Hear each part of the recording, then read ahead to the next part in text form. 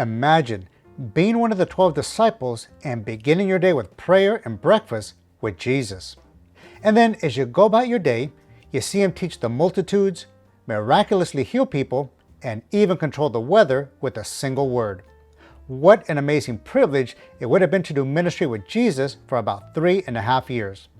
Well, today, I'm going to teach you how to pronounce the names of these very fortunate disciples in Spanish, as well as teach you some very useful sentences to use in your everyday language. So stay with me.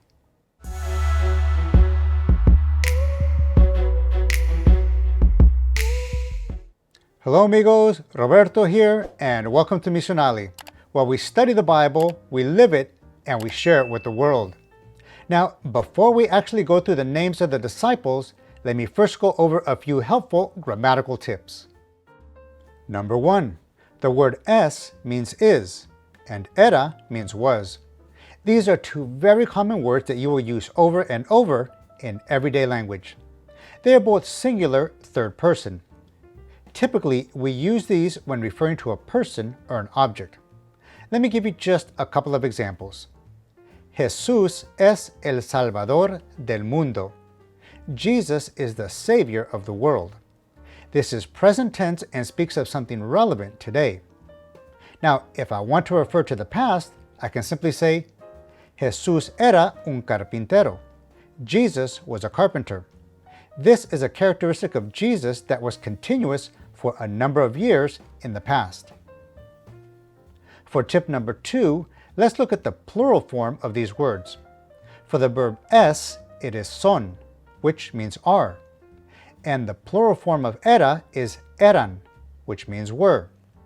These verbs are both plural and in the third person, which is what we typically use with they.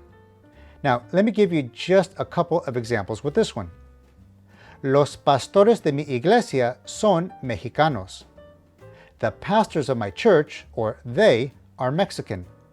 And again, if we want to refer to the past, we can say, cuatro de los discípulos eran pescadores.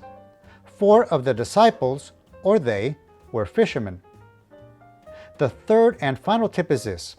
There are 2 ways to make a word plural in Spanish. Now, I'm simplifying here because there are exceptions.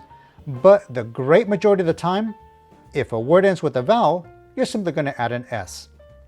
If the word ends in a consonant, then add an ES. Let's look at just a few examples. La Biblia would become las Biblias.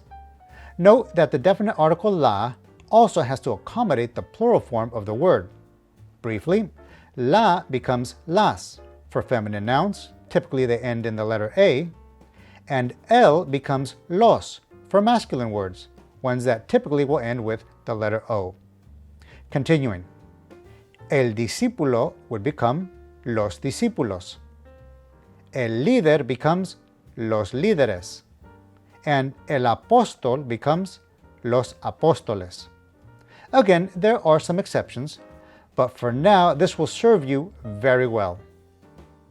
Now, I will start off by giving you the names of the disciples in list form, and then I will add a few relevant sentences using the above-mentioned verbs, as well as the singular and plural forms of various words to help increase your vocabulary.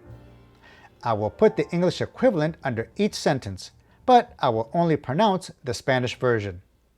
So now, my amigos, without further explanation, let's begin.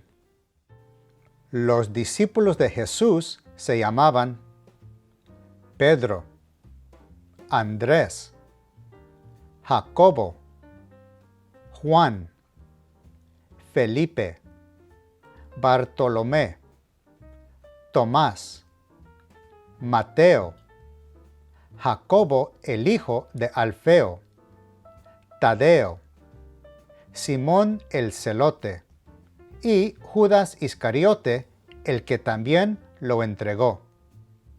Here are some relevant sentences using the names of the disciples and the singular and plural forms of the words that I described earlier. Pedro es un pescador.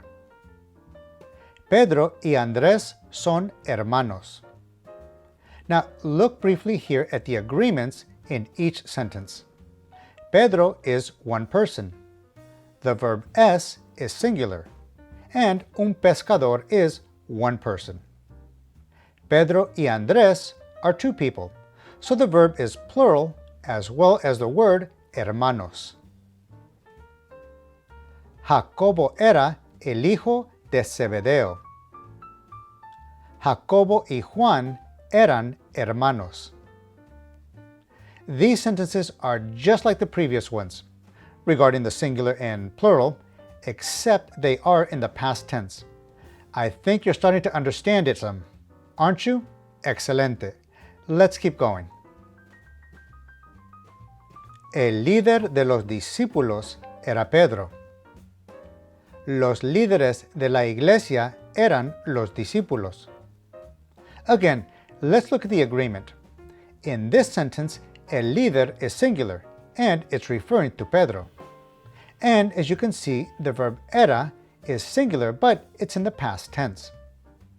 Los líderes is plural, and it's referring to los discípulos.